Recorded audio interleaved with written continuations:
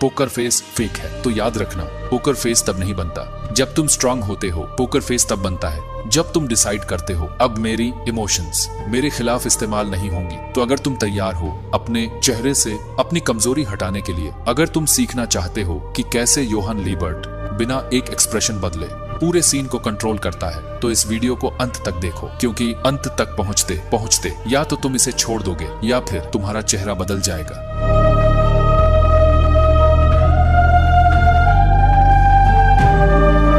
हाँ, और साइंस इसे पूरी तरह सपोर्ट करती है। पोकर फेस कोई फिल्मी कॉन्सेप्ट नहीं है, ये कोई ठंडा बनने की एक्टिंग नहीं है। असल में पोकर फेस एक trained psychological plus biological state है और इस पर कई रियल लाइफ एक्सपेरिमेंट्स, स्टडीज और ऑब्जर्वेशंस हो चुके हैं। अब एक एक करके समझते हैं। प्रयोग 1, micro expression experiments. Paul Ekman का रिसर्च। पॉल एकमन वो इंसान है जिसने दुनिया को ये सिखाया कि चेहरा झूठ नहीं बोलता, कम से कम बिना ट्रेनिंग के। प्रयोग क्या था? पार्टिसिपेंट्स को इमोशनल वीडियोस दिखाए गए, डर, गुस्सा, खुशी, शौक, और उन्हें इंस्ट्रक्शन दी गई, इमोशन महसूस करो लेकिन चेहरे पर कुछ भी मत दिखाओ। हाई स्पीड कैमरा से चेहरे को रिकॉर्ड किया गया। नतीजा क्या निकला? नॉर्मल लोग फेल हो गए, उनके चेहरे पर माइक्रो एक्सप्रेशंस लीक हो गए, आंख, होंठ, भौं के हल्के मूवमेंट्स। लेकिन जिन लोगों को ट्रेनिंग दी गई थी उन्होंने इमोशंस फील किए, लेकिन चेहरा ऑलमोस्ट न्यूट्रल रहा। साइंस क्या कहती है? ब्रेन स्कैन्स में दिखा प्रीफ्रंटल कॉर्टेक्स ज्यादा एक्टिव था, अमिगडाला का इमोशनल रिस्पॉन्स दबा हुआ था। इसका मतलब पोकर फेस एक्टिंग नहीं है, ये न्यूरल कंट्रोल है जिसे ट्रेन किया जा सकता है। पोकर फेस बॉर्न नहीं होता, ट्रेंड होता है, ये साइंस कहती है। प्रयोग 2,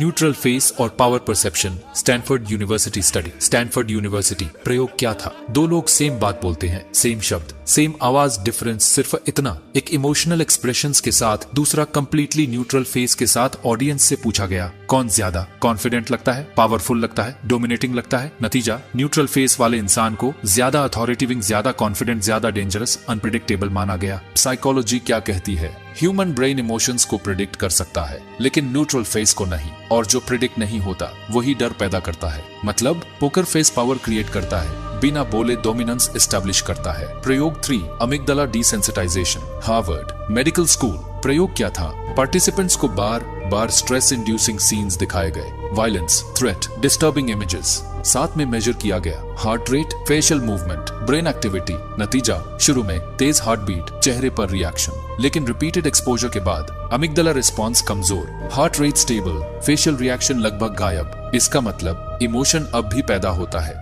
लेकिन चेहरा उसे एक्सप्रेस नहीं करता। जो चीज रोज दिखे वो डर नहीं रह जाती। यही पोकर फेस की जड़ है। प्रयोग 4, interrogation psychology. CIA observations. CIA manuals में पोकर फेस शब्द यूज नहीं होता, लेकिन कॉन्सेप्ट वही है, कंट्रोल्ड न्यूट्रलिटी। ऑब्जर्वेशन क्या है? इमोशनल इंटेरोगेटर्स कम इंफॉर्मेशन निकाल पाते